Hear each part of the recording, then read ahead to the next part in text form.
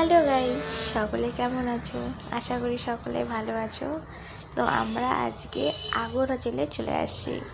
আর এখানে আসে জায়গাটা খুব ভালো লাগছিল। জাস্ট সব থেকে মজার বিষয় ছিল এখানে আমাদের ফটো তোলা হলো। আর এই ফটো সারা জীবন এখানে থেকে যাবে, গোয়ার একটা স্মৃতি হয়ে। তো তোমরা কে কে এখানে ফটো ক্লিক করতে চাও, তাড়াতাড়ি চলে আসো গোয়ায়, আগরা জেলে।